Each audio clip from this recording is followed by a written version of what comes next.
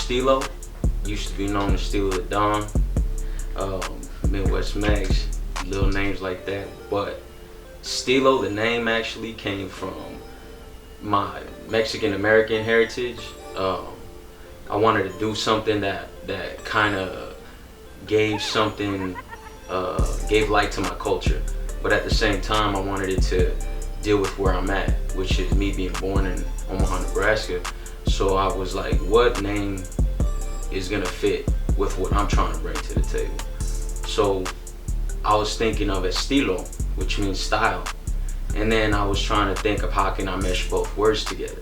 So I just figured out with Stylo, and the way I created that name was I was listening to Nas, Illmatic, and I think New York State of Mind. He says, you know my Stylo, and that's where I picked it. I was like, that's it right there. So how am I gonna write it? And that's when I mix both words, English and Spanish.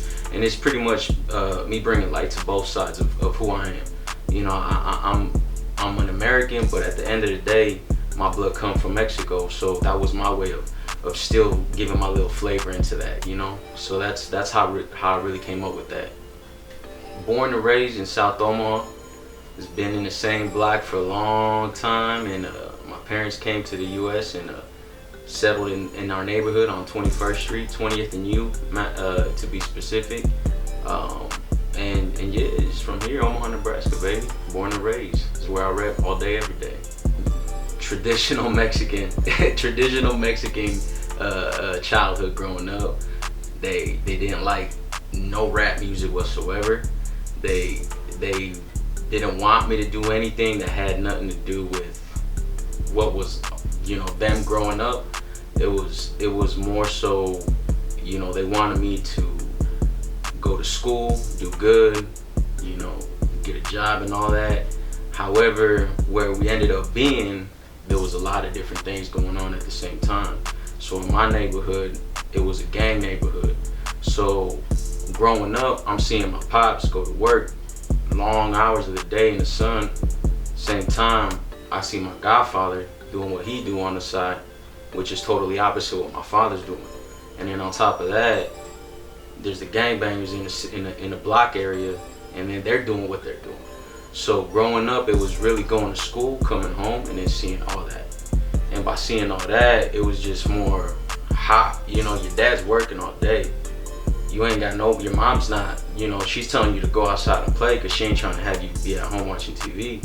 So anything that's outside becomes your influence. And so growing up, it was really, you know, as a kid, it was fun. And then as junior high hit, that's when everything just started switching, and I wanted to be like everybody around me. I wanted to do what they was doing. They was partying, so I wanted to party. You know, I seen my godfather getting some money, so I wanted to get money, you know, and I seen my father, you know, doing what he was doing the right way too, and I wanted that as well. So I mean, it was little pieces of everything, and it was a good childhood though. You know, my father and my mother, they did the best they could, and I grew up a good childhood. I'm not gonna sit here and say I grew up in a broken home. I did not. I had a great childhood. It's just, you know, sometimes different environments push you to different ways, and that's how that went. With music, see, the thing with music is my earliest recollection of rap music, and it's funny, is Teenage Mutant Ninja Turtles.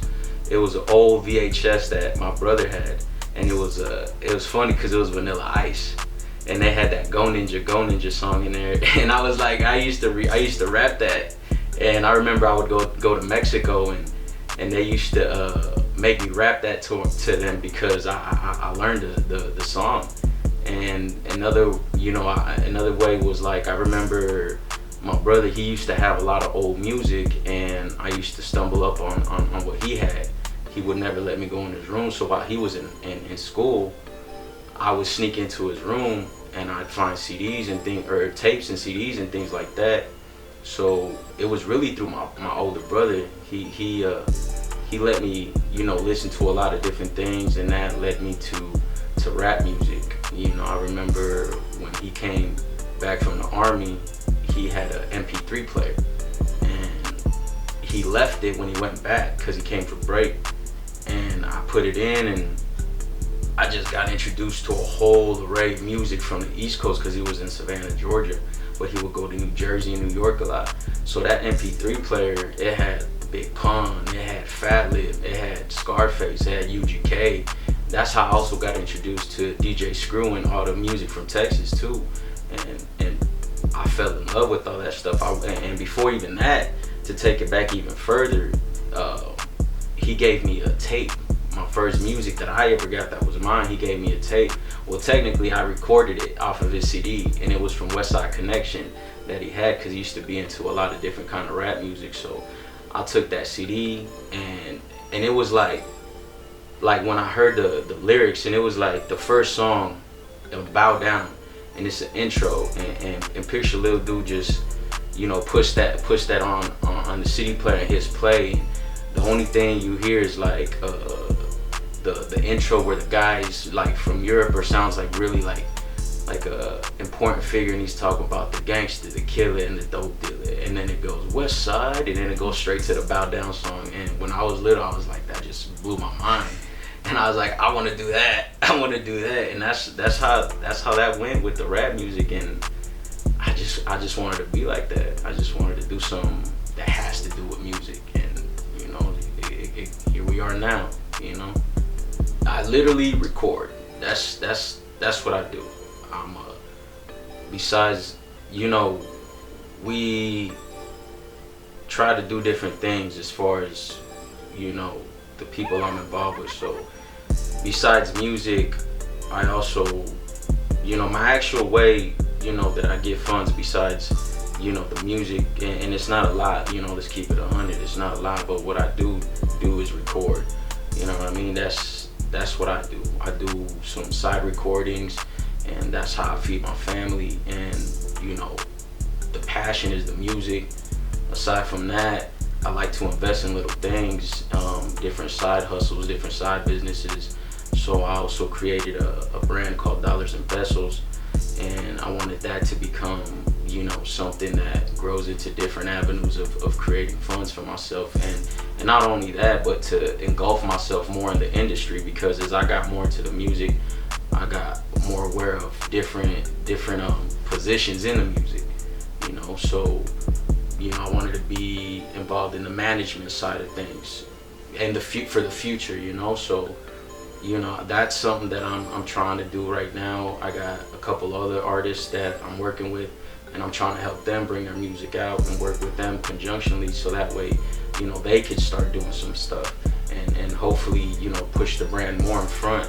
Aside from that, I invested in a movie in Mexico. I met a director down there when I went down there to do a music video, and I found out that he was into movies, but he lacked funds. So I invested in a movie with him. So we got a movie coming out next year.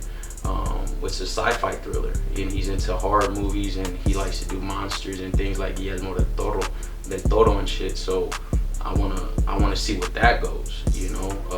I grew up in the restaurant business because of my father. When after he stopped working, he went into the restaurant business, and I wanted to do that, you know. So I recently bought a food truck, and I'm building that, you know what I mean. So I try. My ultimate goal is not just to do music. My ultimate goal is to really be some sort of I want to be like a Mexican P. Diddy, a Jay-Z, a Jay Prince. For music. For music, man.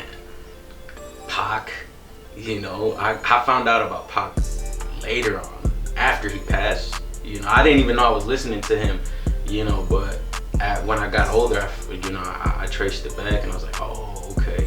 So Pac is a huge influence. Big Pun, just because he was a Latino rapper. He went platinum, and he was, you know, very lyrical with his words. The way he put his words together became a huge influence. The whole Terror Squad, Fat Joe, that's some East Coast stuff.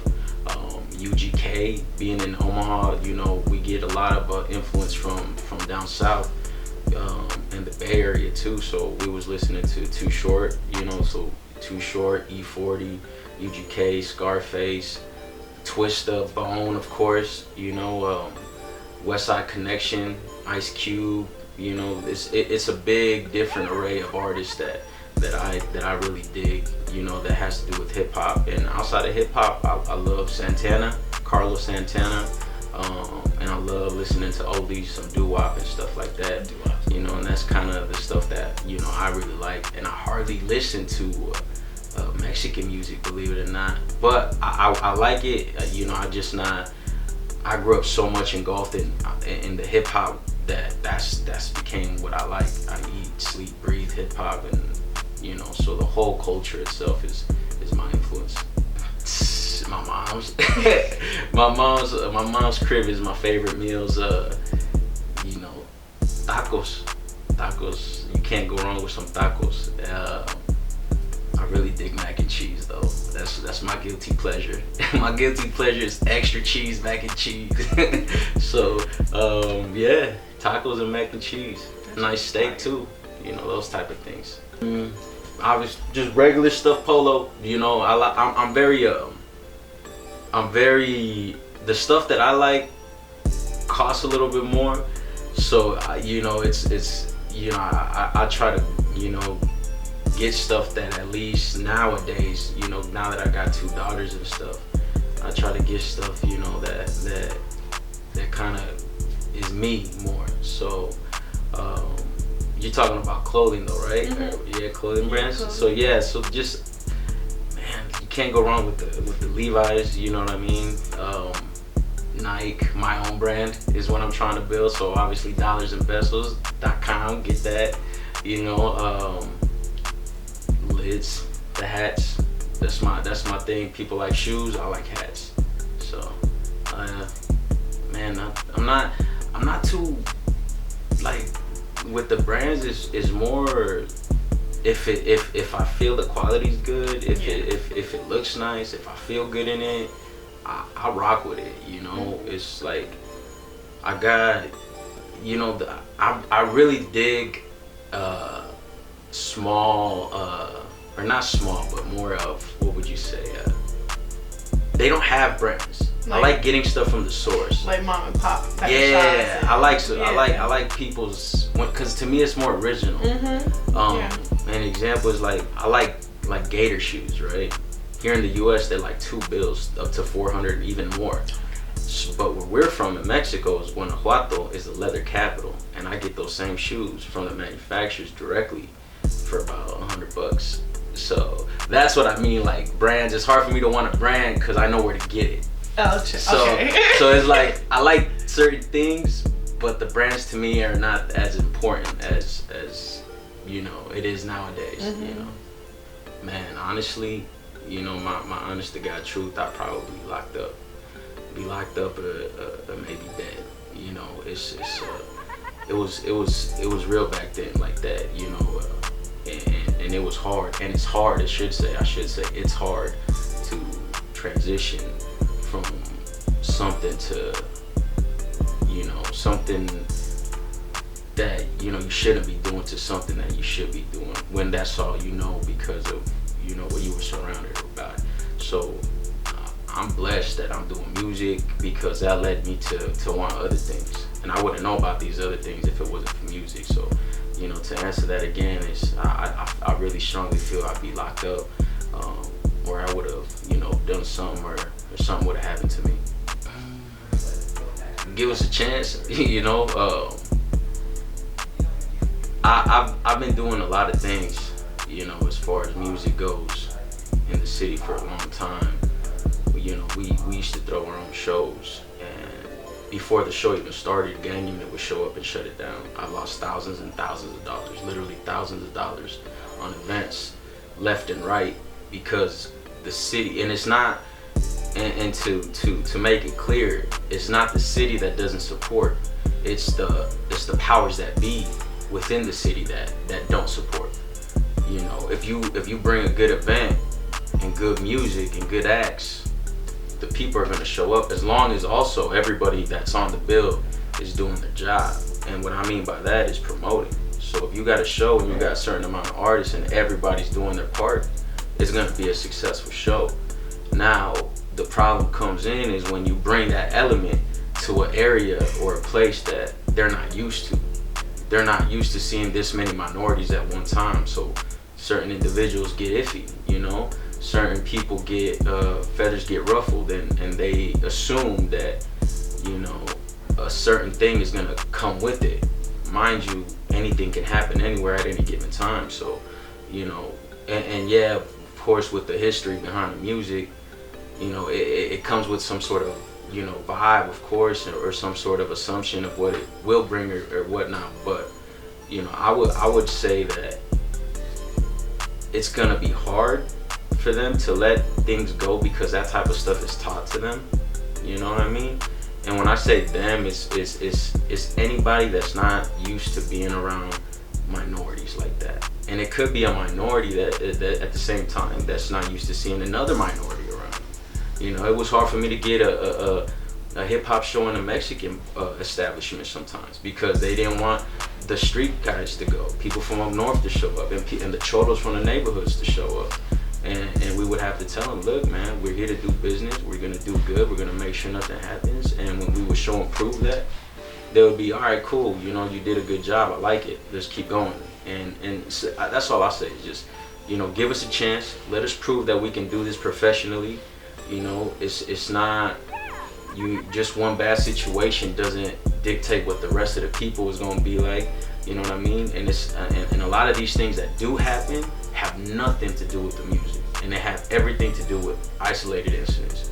It has everything to do with something that ain't got nothing to do with the show, that ain't got nothing to do with the person performing. It's some personal issues that unfortunately two people cross paths and meet each other. It's Omaha, the city's small. What do you expect? You know, so just, you know, keep an open mind with people too. You know, we got something to say, and we need to let people know and let people hear us. First, I mean, shout out to everybody in the city doing music, man. From north side to the south side to the people out in the west. You know, people in CB, people in the Midwest and Des Moines. You know, obviously shout out to Dollars and Pesos. That's me and my peoples.